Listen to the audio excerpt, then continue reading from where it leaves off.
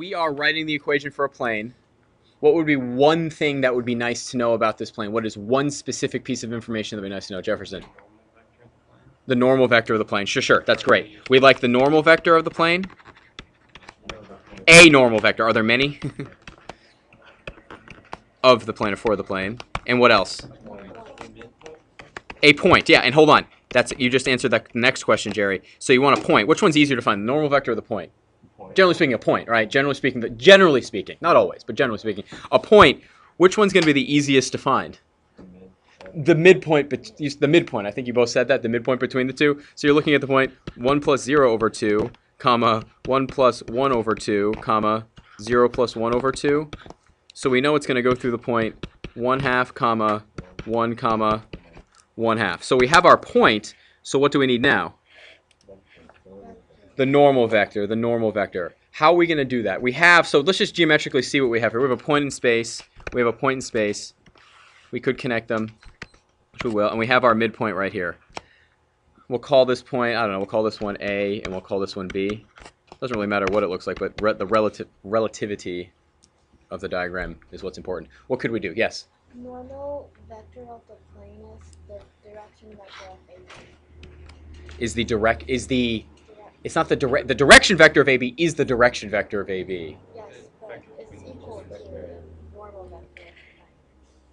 So you're saying go from A to B, we're going to end up with 0 minus 1, comma 1 minus 1, comma 1 minus 0. So what do we end up with? Negative 1, 0, 1.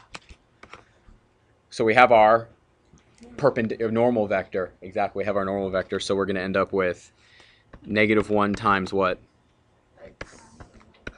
1/2 plus 0 times. It doesn't really matter, but I'm going to write the whole thing out just for form's sake. Plus what? 1 times. And what's that equal?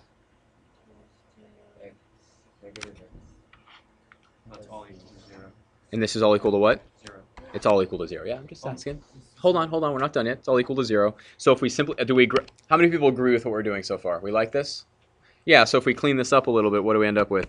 Negative x plus 1/2 plus z minus 1/2 equals 0. So what do we end up with? Negative x plus z equals what? 0. What is that? X equals what? Z equals x. Or z equals x equals z, z equals x. What does that look like if we graphed it? Does anybody have an idea about how we could graph something like that? Mathematica? We could, but we really shouldn't have to use Mathematica to graph a plane. Well, we're looking for a plane, right? We're looking for a plane, right? This is asking for a plane, right? Because there's lots of points. If I have 2 points here, there's this plane in between where each point on the plane is equidistant to those 2 points. So if we draw this out, what's the vertical axis? What's the axis going left to right? Y. X or Y? Y. Y. And what's the one coming out? X. So how do you graph x equals z? How do you graph it? How do you?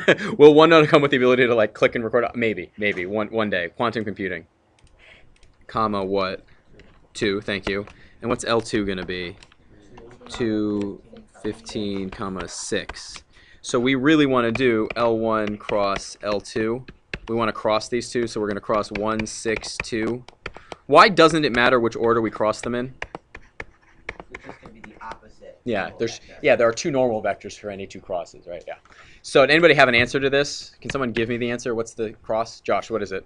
Factor down. Give me one. Just tell me what the first number is. 2. Yep, and someone else give me the second one. Anybody else have the second one? What do you have? Do you agree with 90? Not with 2. It's not 2. Oh. 6. Who is their first number? No, Anybody? I scaled it down. Okay, can you give me the original? 6, yep. Then what? 12. And then what? 3. No. Who agrees with this? 6, 12, 3. 6, negative 2, 3. Who agrees with 6, negative 2, 3? Who agrees with that? Everybody. Pretty much? Okay. So what you can check your algebra, Josh. It's really, really easy to make a mistake. So if we have, can we really pare that down? Not really. That's this. Are there any common divisors we can factor out? Not really. So we have that, and then all we need is what? Find a plane. Point. We need an equation for a plane, right? So let's do the plane through L1. Let's use this as our plane right here. Sorry, L1. Let's use L1 as our plane. Was it 6 plus 3 that they said?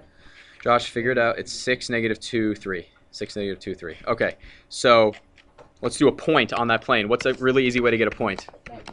Yeah, so we get 1, 1, and 1, 1, 0.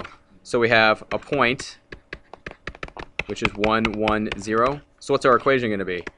6 times x minus 1 minus 2 times what? Y minus 1 plus 3 times z minus equals 0. And then so we have a plane now. Yay, we have our plane. What's the only thing left we need? Other point. We need another point, right? And we will simplify it. Yes, we will simplify it. Let's get another point. When s equals 0, what's the point going to be? 1, 5, and -2. So our point is 1, 5, and -2. So we have to clean up this into the linear equation form. So what? 6x minus 2y plus 3z. We have -6 plus 2 is -4. -4 equals 0. So then you have the equation, right? So the distance is going to be, if I remember this correctly, what is it? 6 times 1 plus 5 times -2 plus 3 times what? -2. Minus 4. Thank you. -4, yes. All over what? 6 squared minus 2 squared. No, isn't it going to be plus 4 plus 9, right? It's just you're adding all the squares, right? Yeah. So you end up with 6 minus 10 minus 6 minus 4. All over what? The square root of 49. I'm just doing it step by step. It's fine. So you end up with 14 over 7, which is 2. That's pretty neat. You got it. That's pretty cool.